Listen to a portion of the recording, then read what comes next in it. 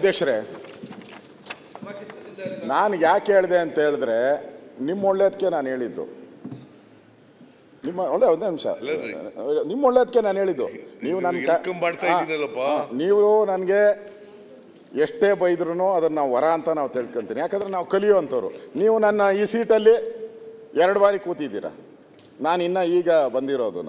ಅದರಿಂದ ನಾನು ಕಲಿಯುವಂಥದ್ದು ಇನ್ನೂ ಭಾಳ ಇದೆ, ಭಾಳ ಕಲಿಬೇಕು. ಇನ್ನು ನಾನು ಸ್ಟಾರ್ಟಿಂಗಲ್ಲಿ ಸ್ಟೆಪ್ಸಲ್ಲೇ ಇದ್ದೀನಿ, ಇನ್ನು ಸ್ಟಾರ್ಟಿಂಗ್ ಸ್ಟೆಪ್ಪಲ್ಲಿ.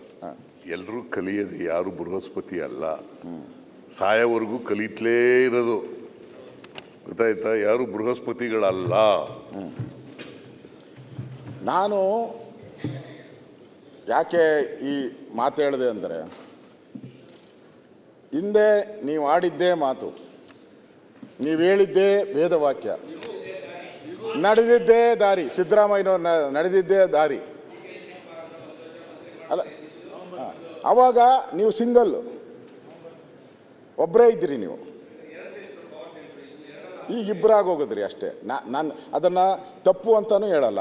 ಈಗ ರಾಜಣ್ಣ ವಿಚಾರ ಆಯಿತು, ನಿಮ್ಮ ಬಲಗೈ ಬಂಟ ಅವರು, ನಿಮ್ಮ ಮೌತ್ ಪೀಸ್ ಅವರು ಹೋದರು. ಆ ಟೈಮ್ ಆಗಿದ್ದರೆ ನಿಮ್ಮ ಹತ್ತಿರಕ್ಕೂ ಯಾರು ಸಿದ್ದರಾಮಯ್ಯನವರೇ ಅವ್ರು ತೆಗೀರಿ ಅಂತ ಯಾರು ಹೇಳೋ ಧೈರ್ಯ ಇರಲಿಲ್ಲ, ಯಾರಿಗೂ ಹೇಳೋ ಧೈರ್ಯ ಇರಲಿಲ್ಲ. ಬಿಡಿ, ಅದು ಬೇರೆ ಅದು ನಾನು ಪೊಲಿಟಿಕಲ್ಲಾಗಿ ಹೋಗಲ್ಲ, ಅಲ್ಲಿಗೆ ನಿಲ್ಲಿಸ್ತೀನಿ. ಅದು ಸರಿ ಇಲ್ಲ, ಅದು ಬೇಡ, ಅಲ್ಲಿಗೆ ಮುಗಿದೋಗ್ಲಿ. ಟೀಮ್ ಬಿಡಿ. ಈಗ ನಾನು